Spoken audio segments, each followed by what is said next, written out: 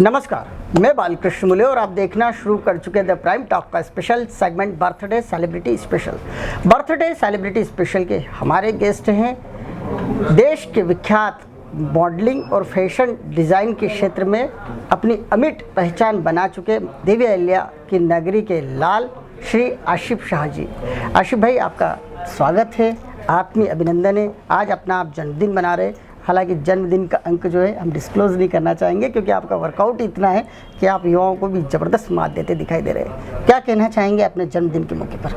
देखिए, ये बर्थडे तो ऐसा है कि सहानुभूति वाला है और हम सब प्रेयर कर रहे हैं, प्रार्थना कर रहे हैं, दुआ कर रहे हैं कि ये जो कोरोना है ये फटाफट चला जाए और सब स्वस्थ रहें और सब खुश रहें और हम सब जिंदा रहें। सबसे बड़ी बात ये है। बिल्कुल सही बात है। जिस तरह से आपने पहली ही प्रतिक्रिया के रूप में अपनी गंभीरता, अपना स्थिर भाव और पूरे समाज की चिंता की है, अपनों की चिंता की, खुद की चिंता की है कि किसी भी तरह हम स्वस्थ रहे, जिंदा रहे और आगे बढ़ते रहे, अब सभी के कामकाज भी पूर्व की भांति एक बार फिर चलना स्टार्ट हो जाए, जिससे हमारी जीवन की जो नैया है बड़ी शान से पूरी पार हो जाए। जब हम जन्मदिन की बात करते हैं तो सबसे पहले आपके प्रोफेशन की बात तो होगी, लेकिन बाल्यकाल की बात करते हैं, आपके बचपन की बातें करेंगे, उन पुरानी यादों को सहेजने की कोशिश करेंगे, उन संस्मरणों को आपके मुखारबिन से सुनना चाहेंगे जब आपके जीवन का जो सफ़र है स्टार्ट हुआ था। देखिए, जीवन का सफ़र, बर्थडे तो मुझे जब से याद है जी कि एक दिन पहले से नींद नहीं आती थी कि कल स्कूल में चॉकलेट्स बांटनी है। अच्छा। एक ज़माना वो होता था कि स्कूल में क्लास में चॉकलेट्स लेके जाते थे, उसके पूरी क्लास क्वांटिटी जो अपना खास दोस्त होता था उसको दो देते थे। बिल्कुल सही और बाकी बच्चों को एक एक दी जाती थी। जी जी। तो वो क्रेज़ तो अभी भी नहीं है। अब अलग दुनिया में हम प्रोफेशनल लाइफ में आते हैं, लेकिन वो जो बर्थडे है बाल्यकाल वाला वो अभी तक याद रहता है। बिल्कुल सही कहा। जिस तरह से आपने प्रोफेशनल लाइफ की बात करना स्टार्ट करी थी तो हम भी आपके प्रोफेशन से जुड़ी हुई बात करेंगे।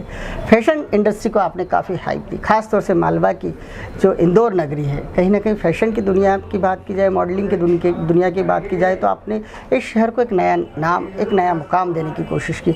आखिर इस क्षेत्र में आप कब सक्रिय हुए? आपको कैसे लगा कि हमारे इंदौर शहर को, जो एक बढ़ता शहर है, बड़ा ही खूबसूरत शहर है और इसको और अच्छा खूबसूरत अमली जामा पहनाया जा सकता है? आखिर ये सोच, ये विचार कहाँ से आपके दिलो दिमाग पर छाया? देखिए, जब मैं 12th पास की थी मैंने, तो 12th क्लास पास करने के बाद मैंने सोचा कि मुझे ग्रेसिम मिस्टर इंडिया में जाना चाहिए, क्योंकि हाइट अच्छी थी। बिल्कुल सही कहा। कुछ लोगों ने कहा कि मॉडलिंग करना चाहिए या जो भी बातें कहीं, तो मैंने सोचा कि क्यों ना हम मॉडलिंग करें। मॉडलिंग करते करते मुझे, जब मैं गया वहाँ और मैंने जब माहौल देखा तो जो डिज़ाइनर्स आते थे ऑडिशन पे, तो मुझे लगा कि लीडर्स तो यही हैं। बिल्कुल सही कहा। मतलब मॉडल्स तो इनको फॉलो करते हैं, हमको लीडर बनना है। बिल्कुल सही कहा। देन उसके बाद मैंने जेडी इंस्टीट्यूट ज्वाइन किया, फैशन डिज़ाइनिंग की जी। और फैशन डिज़ाइनिंग करके मॉडलिंग को भी साथ साथ मैं करता रहा। कभी कौशिक घोष को बुलाया, कभी प्रसाद बिडप्पा को बुलाया, कभी हेमंत त्रिवेदी को उस ज़माने में बुलाया, मॉडलिंग क्लासेस करी,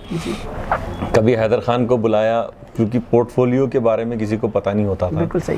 पिक्चर्स कैसे क्लिक होते हैं, विपिन गोजे हैं, उनको बुलाया। इस तरह के प्रोफेशनल्स को बुलाता रहा मैं और अपने आप को भी एजुकेट करता रहा मैं टाइम पर। तो वो सब चीज़ें ब्लेंड होके मैंने अपने आप को भी ग्रूम किया और मैं फैशन में अपना काम कर ही रहा था, क्योंकि 1% सक्सेस रेट होता है मॉडलिंग में। बिल्कुल सही कहा। तो मैंने सोचा क्यों नहीं मैं फैशन डिज़ाइनर बन के ही इस फील्ड में काम करूं। बिल्कुल सही कहा। एज ए फैशन डिज़ाइनर बतौर तो आप काफ़ी सक्सेस है, क्योंकि इंदौर शहर की बात की जाए और पूरे मध्य प्रदेश की यदि बात की जाए तो आपका नाम बड़े सम्मान से लिया जाता है फैशन डिज़ाइनिंग के क्षेत्र में। लेकिन यदि मॉडलिंग की बात की जाए तो हमारे इंदौर शहर के जितने भी मॉडल्स हैं, कई बार देखा जाता है कि काफ़ी मशक्क़त करते देखे जाते हैं, काफ़ी कड़ा वर्कआउट भी करते हैं, काफ़ी जीवटता से आगे आने की कोशिश होती है। लेकिन सीन देखा जाए तो बात करें देश की या विश्व की, तो कहीं नाम नहीं दिखाई देता। ऐसा क्यों होता है? देखिए, हमारे यहाँ एक्टिंग और मॉडलिंग में बहुत फर्क होता है। बिल्कुल सही। एक्टिंग में तो काफ़ी सारे लोग विजिबल हैं, डिग्निफाइड हैं, बड़ा काम, टीवी एक्टर एक्ट्रेसेस काम कर रहे हैं। अब मॉडलिंग की जो बात आती है, मिस इंडिया, मिस दीवा, इसकी ज्यूरी में मैं हूँ, मैं जजेस ऑडिशंस भी करते हैं, मैं काम भी करता हूँ। मिस्टर इंडिया जो पहला हुआ था वर्ल्ड वाइड, उसको मैंने ही डिज़ाइन किए थे कपड़े। जो प्रॉब्लम आती है वो बेसिक ग्रूमिंग की प्रॉब्लम आती है। कम्युनिकेशन स्किल की बात आती है कि आपको हाजिर जवाब होना है और आपको क्वालिफिकेशन बहुत मजबूत होना चाहिए कि इंस्टेंट जवाब देना। ओवरऑल पर्सनालिटी में हमारे यहाँ के लोग लैक करते हैं, टॉप 10 में आ जाते हैं, जीत नहीं पाते हैं। जीतता तो वही है कि जो सुपर स्पेशलिस्ट होता है, बिल्कुल अतिरिक्त जिसके पास आईक्यू है, जिनके पास एक्स्ट्रा टैलेंट है, बिल्कुल। तो वो कमी है। तो अब जो जनरेशन आ रही है हमारी, मुझे लगता है कि जो 2-3 साल से, उसमें काफ़ी सारे मुझे लड़के लड़कियां दिखते हैं कि जो मिस इंडिया, मिस यूनिवर्स या मिस्टर इंडिया में दे विल विन। फिजिक तो सभी की अच्छी होती है, खूबसूरत सब होते हैं। अब बात आती है कम्युनिकेशन स्किल की, बात करने की और इंटेलिजेंसी की, ब्रेन। तो वहाँ पर हमारे यहाँ चूँकि हिंदी स्पीकिंग बेल्ट है, कल्चर अलग है, हमारे यहाँ बहुत ओपन माहौल नहीं है। Modelling is about like how you expose and how you project yourself. बिल्कुल सही कहा। तो वो प्रोजेक्शन मिस होता है। तो अब मुझे लगता है कि आने वाले कुछ सालों में हम जीतेंगे।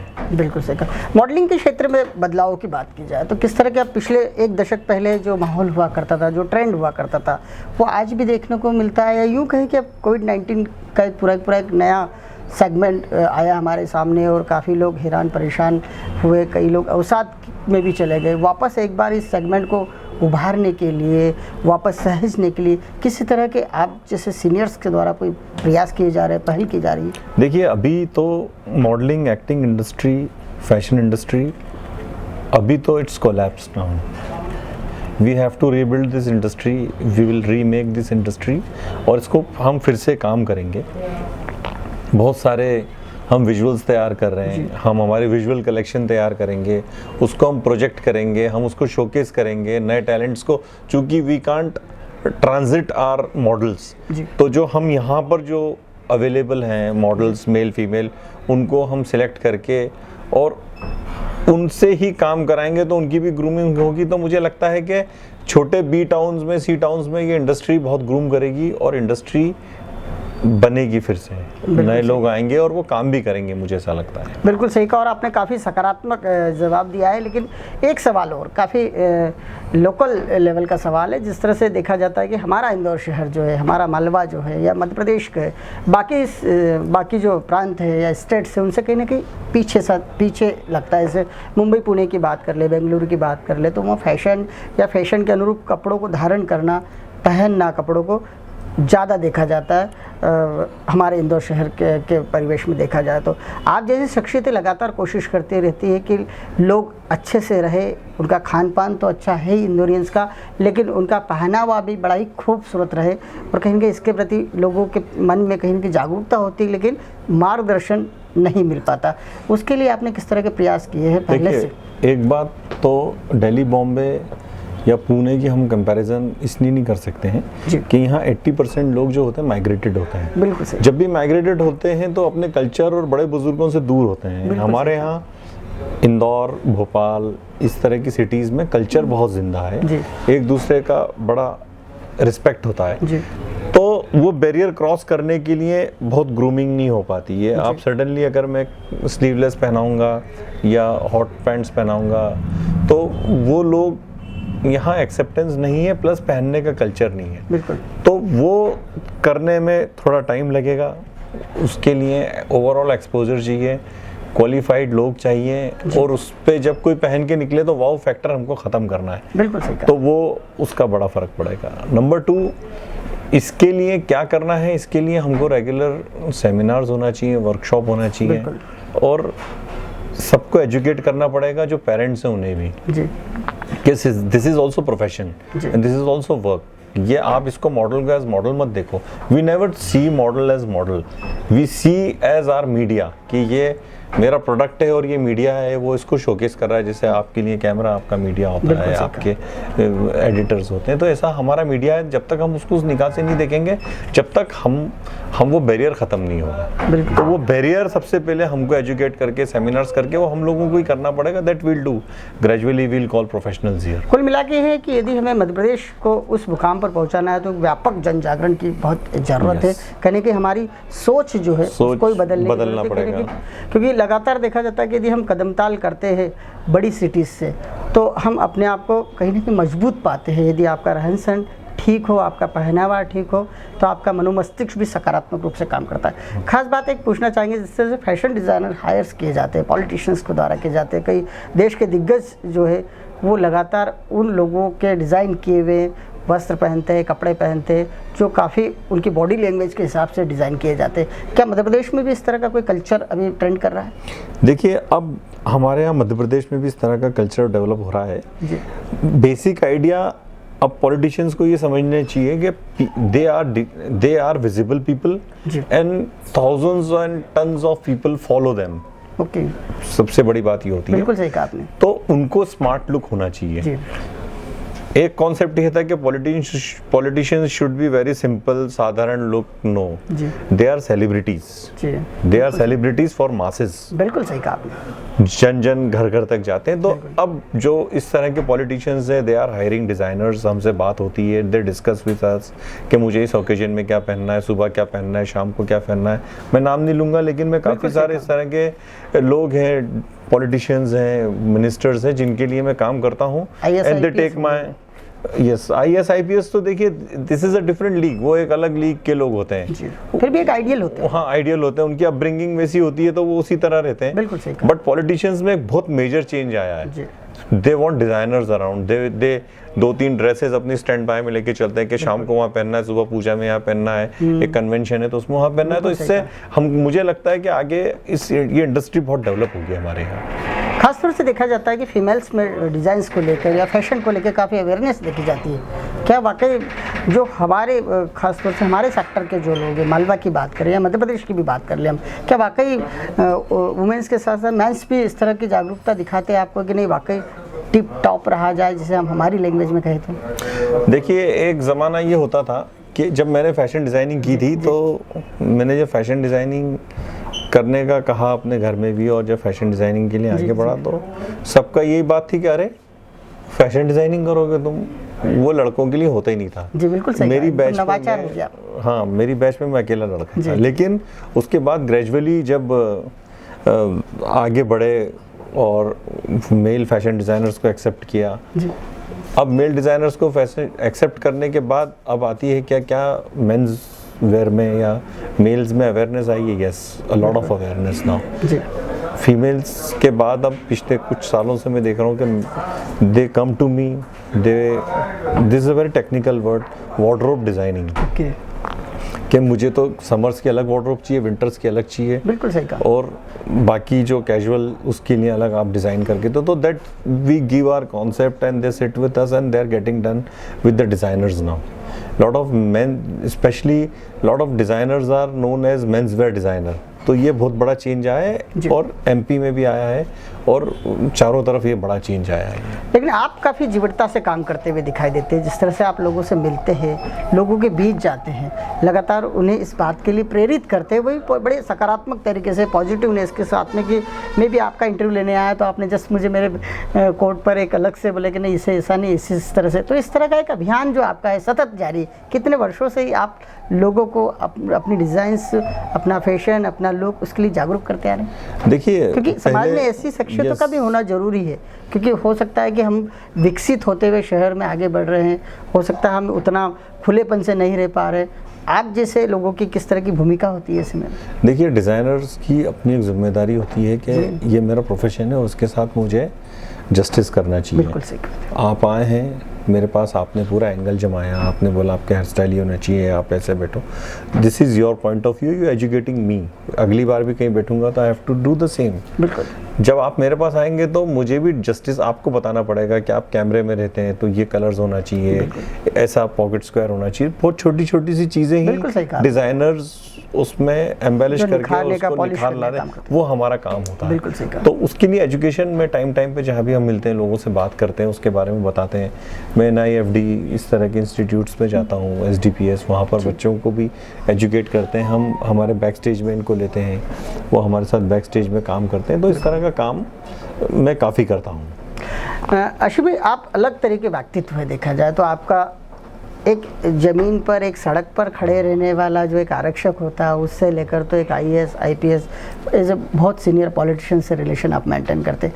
आखिर ये अलग अलग किरदारों में नज़र आने का जो, नजराने का जो एक अलग आपको यूँ कहे कि एक विधा है, वो कहाँ से कैसे आपने अपने आप को ग्रूमिंग किया है, किस तरह बनाया है अपना बिरला व्यक्तित्व? देखिए मुझे ऐसा लगता है कि आप अलग अलग भूमिकाओं में नजर आते हैं। मैं भी जब इनिशियल मैंने अपनी करियर शुरू किया था तो मैंने हेमंत त्रिवेदी को देखा, उससे बात की, उसने बात नहीं की। जब मैं ग्लैडरेक्स में गया था तो मुझे लगा कि यार आप इतनी बड़ी जगह पे हैं, आपको हंस के बात ही करना है, हेलो करना है। तो कहीं ना कहीं हम बी टाउन से जाते हैं बड़ी सिटीज़ में, तो कुछ साल हमको इन सब चीज़ों से लड़ना पड़ता है। बिल्कुल सही कहा। मैंने भी लड़ाई की। आज सारी इंडस्ट्री के लोग मेरे दोस्त हैं, उनकी डिज़ाइनिंग करता हूँ, मुझे टाइम लगा उसके लिए। तो हमको अच्छी बात ही करना है एक दूसरे से और रिस्पांस देना है, तो वो रिस्पांस मैं देता हूँ। मुझे लगता है कहीं ना कहीं मेरे साथ ये सब रिस्पांस की कमी रही है, तो मैं तो जो भी आता है उससे उसी तरीके से मिलता हूँ। मैं डिज़ाइनर हूँ, वो एक अलग बात है, but I am a human being और मैं इसी सोसाइटी का एक हिस्सा हूँ। ये मेरे लिए प्रायोरिटी है। आपका जो हृदय है काफ़ी संवेदनशील है। हमने देखा है कि आप बेहद सामाजिक सरोकार से जुड़े हुए, आप जहां अपने आप के धर्म को जितना मानते हैं उतना ही इतर धर्म का भी सम्मान करते हैं और आपका एक अलग ही नया व्यक्तित्व देखने को मिलता है। आखिर ये खूबी आपके भीतर कैसे, कहाँ से आपको वो कहाँ से मार्गदर्शन मिलता है? कौन आपके गुरुजन है जो आपको ये सीख देते, ये संस्कार देते कि अपनी जो परंपराएं हैं उसको तो मानो ही मानो, लेकिन साथ ही साथ हम जिस समाज के भीतर रहते हैं, जिस समाज के भीतर हम काम करते हैं, उनके सबके जो आस्था के केंद्र हैं उनका ही पूर्ण सम्मान करो। देखिए मैं फैशन से हूँ जी, और फैशन से शुरू से राइट फ्रॉम माय चाइल्डहुड, तो धर्म का मुझे बहुत ज़्यादा के लिए मुझे अट्रैक्शन नहीं था। बिल्कुल गहराई नहीं थी, या धर्म क्या है, जो जिस फैमिली में पले बड़े हैं उसको हम फॉलो करते हैं। बिल्कुल, क्योंकि आप उसको बाय डिफ़ॉल्ट एक्सेप्ट करना होता है जी। लेकिन 2008-9 में जब मेरी उत्तम स्वामी जी से भेंट हुई, वो हिंदू संत हैं, बिल्कुल ध्यान योगी हैं, सन्यासी हैं, राज ऋषि हैं। तो उनके साथ जब मैं रहा कुछ साल, उन्होंने अपने साथ रखा, तो वहाँ से मेरा पूरा मिजाज चेंज हो गया कि ये तो सब एक है। बिल्कुल सही। मतलब उनके पास ये चीज़ नहीं है कि तुम हिंदू हो, तुम मुसलमान हो। उनके पास जो भी आता है उसकी मदद करते हैं, अपने साथ रखते हैं, अपने साथ बिठाते हैं, खिलाते हैं। तो ये जो मेरे लिए जो मुझे धर्म नहीं दिखता है, बिल्कुल कि ये कौन सा धर्म है, कौन सा धर्म है, ड्यू टू मेरे जो गुरुदेव हैं उत्तम स्वामी जी, उनकी वजह से। और मुझे जो भी मेरे सामने इस तरह की बात भी करता है, बिल्कुल सही, चाहे वो हिंदू हो या मुसलमान, तो मुझे वो सुन के और उस पल अच्छा नहीं लगता है कि ये क्या है, ये what is this, this is very, your religion is something very personal. या आप किस चीज़ को फॉलो करते हैं या बहुत पर्सनल चीज़ होती है। बिल्कुल सही। तो वाई टू डिसाइड समवन और इस पर्सनैलिटी और something as per is religion. तो मैं इसका बड़ा विरोधी हूँ इन सब बातों का। कहीं ना कहीं यही बात आपको असाधारण व्यक्तित्व के रूप में पहचान देती है। कई लोग इसीलिए भी आपसे जुड़ने की लगातार कोशिश करते हैं क्योंकि आपका एक व्यक्तित्व ही बेहद आकर्षक है।